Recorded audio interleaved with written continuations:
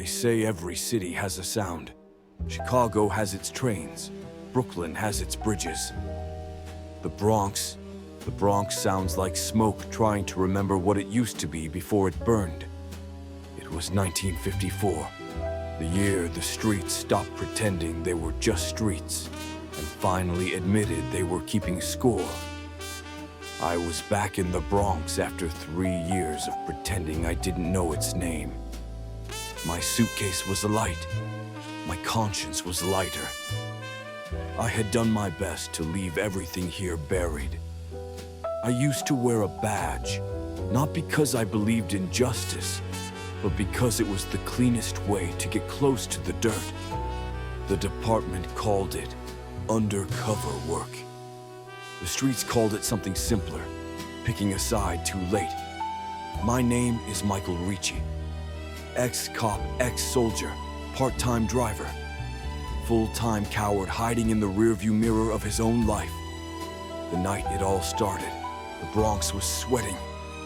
Heat clung to the brick walls. Kids played stickball under a sky that looked tired of watching the same mistakes. Fire escapes glowed orange from the reflection of too many cigarettes and too few stars.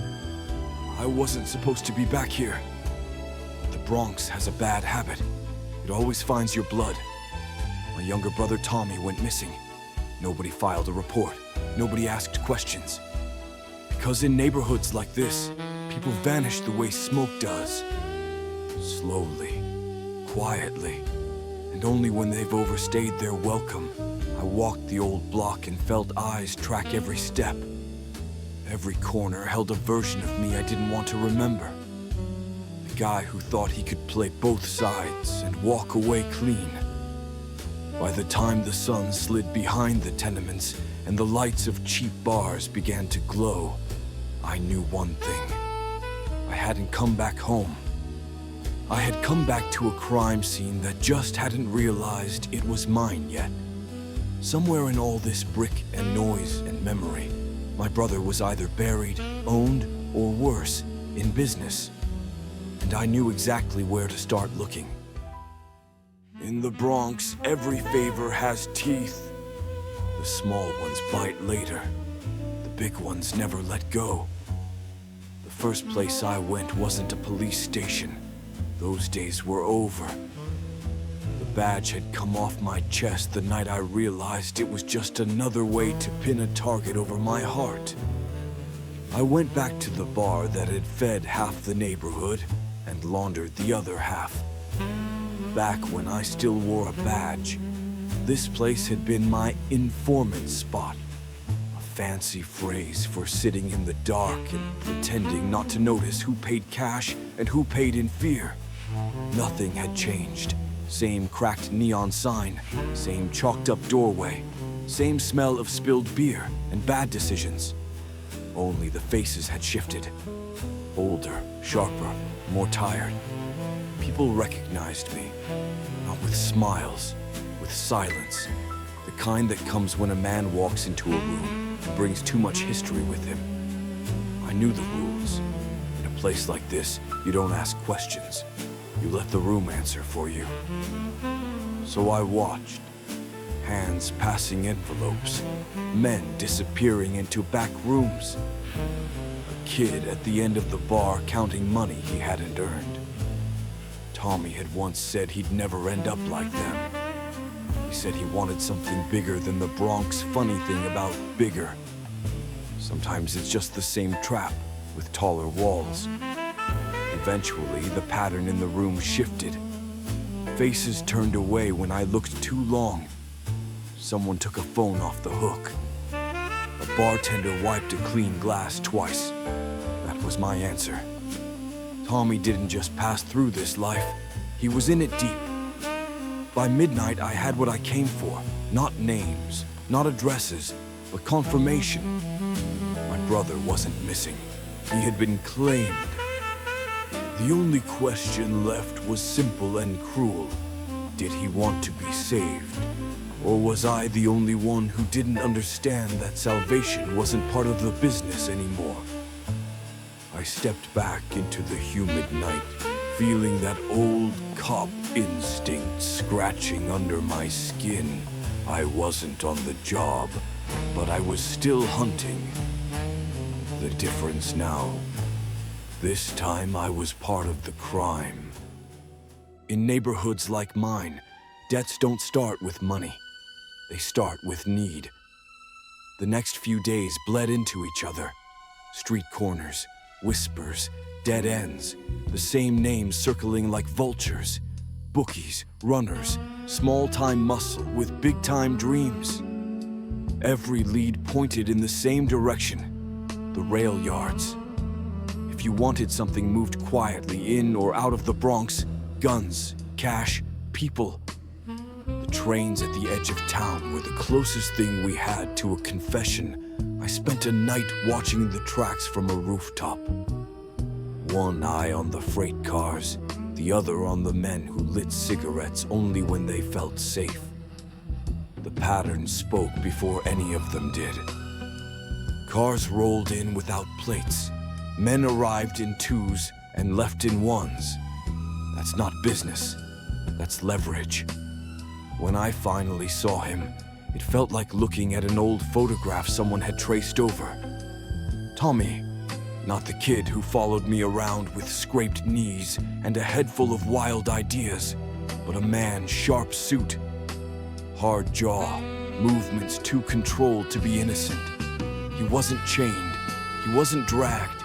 He walked like someone who knew exactly where he belonged. That was the first twist. I hadn't come to rescue a hostage. I had stumbled onto a promotion. The men around him didn't treat him like a prisoner. They treated him like an asset. A man they were betting on.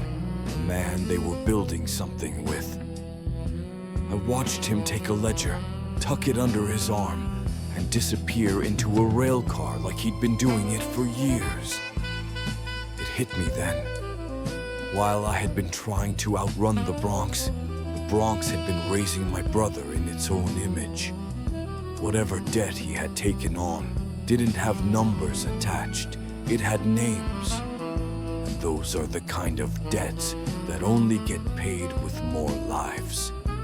I left the rooftop with the new problem. I wasn't just fighting for my brother anymore. I was fighting against the man he'd chosen to become. And in this city, sometimes the only way to save someone is to burn down everything that made them. Once you start following money, it stops leading to people and starts leading to roots. Every shipment has a pattern. Every pattern has a weak point. And every weak point is guarded by a man who thinks he's too smart to lose. I tailed a box truck from the rail yards. No plates, no markings, just bad intentions. It crawled through underpasses and dead streets, like it didn't want to be remembered. It finally stopped in an alley I knew well. Back when I wore a badge, I told myself I was cleaning this place. Funny how lies rot slower than truth. The back doors opened, crates, heavy ones, the kind that changed neighborhoods. Then I saw him. My old partner, a man who once carried a badge next to mine, now carrying crates for the same people Tommy worked for. The twist was obvious now. This wasn't a gang, or a crew, or a family feud. It was the ecosystem of the Bronx. Cops, crooks, brothers, ghosts, all paid by the same ledger. A crate cracked open just enough. Steel glinted through Splinter's guns. Not cheap ones, the kind meant to start wars. Every weapon tied my brother deeper into a world where debts aren't paid with cash. They're paid with lives, I realized then. I couldn't pull him out clean. To save him, I'd have to tear down the whole machine. No matter who burned with it. Word travels faster than sirens. Within days, the Bronx knew I was back and watching. Cars lingered near my apartment.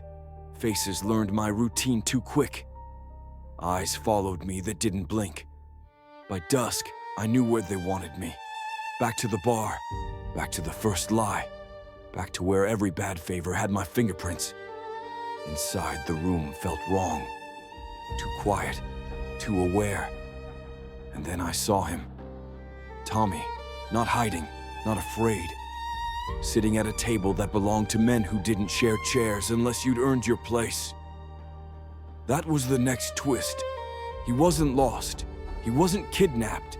He was rising, an investment, a chosen piece on someone's board. I left the bar with a single truth. Saving Tommy meant ruining the future he'd chosen, and the Bronx doesn't let you do that quietly. So I made my choice. If they wanted a fire, I'd give them one worth remembering. There comes a night when a man stops asking what he deserves and decides what he'll destroy just to sleep again. I spent that night driving. No destination, just purpose. The network was clear now. The rail yards, the alley, the bar, the cops pretending not to see. So I stopped thinking like prey. I hit the trucks first, not with bullets, with fire. A spark here, a leak there. Enough to turn a night's worth of shipments into the kind of paperwork criminals and cops both hate. Then the warehouse, the one my old partner guarded. Another blaze, another ledger turned to smoke. This wasn't revenge. Revenge ends clean. This was sabotage. Sabotage spreads. By dawn, the Bronx was awake for all the wrong reasons. Sirens, shouting, flames licking the sky. I knew what came next. When money disappears, someone has to pay someone small, someone expendable, someone like Tommy. So I left evidence where it needed to be. Just enough to suggest that I was the one loosening the screws. If they needed a culprit, they'd find my name. That was the last favor I ever gave Tommy. The last place I drove was the overlook above the rail yards. The whole crooked system spread beneath me like veins under sick skin. Morning light crawled over smoke and twisted metal. Trucks smoldered. Cranes stood like guilty giants. I parked, let the engine cool, waited. I knew footsteps would come. Tommy's, the cops, or the men who'd lost too much money to stay polite. Didn't matter who. I thought about Tommy's face at that table. Too old, too determined, too much like the men I once arrested he'd survived this. The system would remake itself around him.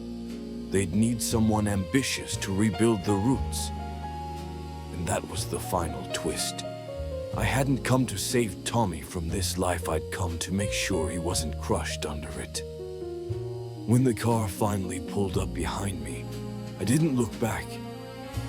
Relief hit harder than fear ever had. I had given the Bronx what it needed: a name, a scapegoat, a story. When the smoke cleared, the Bronx would still stand. Tommy would still breathe, and my part of the ledger would finally be zeroed out. If you ever smell smoke in the Bronx on a morning with no fire, that's not weather, that's memory, that's debt. That's the ashes of all the favors this city never stops collecting. And somewhere in that haze, if you listen close, you can still hear it. The sound of smoke trying to remember what it used to be before it burned.